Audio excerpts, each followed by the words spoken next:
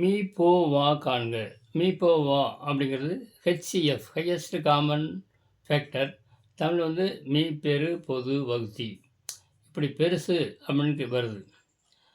இப்போ இந்த மாதிரி கணக்குக்கு 2 cube 3 cube 5 into 7 cube 2 cube into 3 cube power 4 into 5 power cube into 7 square 2 square into இங்கே 3 இல்லை 3 நடுக்கு இல்லை நோ 3 பவர்ஸ் 5 ஸ்கொயர் இங்கே 7 கியூப்.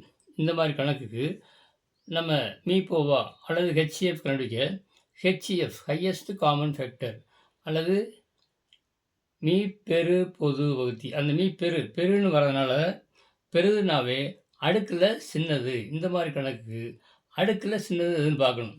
இப்போ 2 2ஆக இருக்குது. 2 அடுக்கு எது சின்னது? 2 பவர் 5 2 கியூப் 2 ஸ்கொயர். அப்புறம் 2 ஸ்கொயர் தான் சின்னது. அப்படின்னா இதை எழுதுங்க. 2 அடுக்கு 2.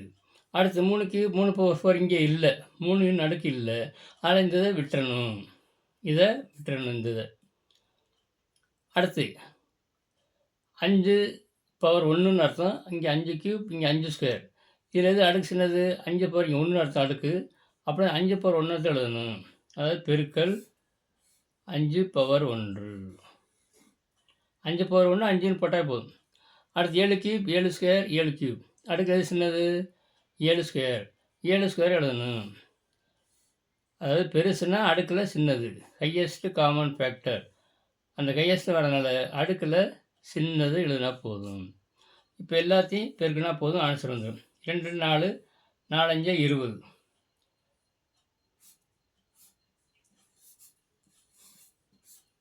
7 7 ஸ்கொயர் 7 49. 49 இருப்பாங்கன்னா 98. ஒரு செவரை சேர்த்துக்க வேண்டியதான். அப்போனா 980. இதுதான் மீ போவா ஆர் ஹெச்சிஎஃப். ஹெச்சிஎஃப்னால் அதே தான். மீ போவா ஆர் ஹெச்சிஎஃப். இதுதான் சரியான விடை. இன்னோட சொல்கிறேன். ஹையஸ்ட் காமன் ஃபேக்டர் அதாவது மீ போவா மீ பெரு பொது வகுத்தி. அடுக்கில் பெருன்னு வரதுனாலவே ஹையஸ்ட் காமன் ஃபேக்டர் ஹையஸ்ட்னு வரதுனாலவே மீ போவா கண்டுபிடிக்கிறதுக்கு ஹையஸ்ட் காமன் ஃபேக்டர் கண்டுபிடிக்கிறதுக்கு ஹையஸ்ட் அல்லது பெருசு அப்படிங்கிறது வரதுனால அடுக்கில் சின்னதாக ஒரு இதுலேயும் நேராக எழுதி போட்டுடணும். ஆனால் எல்லாத்துலேயும் இருக்கணும். இங்கே 3 அடுக்கு எல்லாரும் எழுதி விட்டுறணும். எல்லா வரிசையிலையும் இருக்கணும். இங்கே 5 எல்லாம் வரிசையில் இருக்குது. இதில் சின்னது 5 பவர் 1 தான் 5 தான்.